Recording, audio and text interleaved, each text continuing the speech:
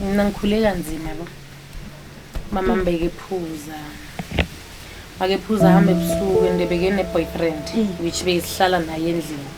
Manje lo mama lo akanayo into angayenza ngempilo yakhe makazalana. Bengiyeke msheni bakho. Bengiyeke msheni bakho. Bengazi ukuthi lo mntana lo bono kumcosha makadakiwe. Mawudakiwe umcosha yenzeni kuni. Hey angibulala ingane. Asikisi mama ngicela siphumelana ngizobuya kuye. Uzawena ukhohliwe.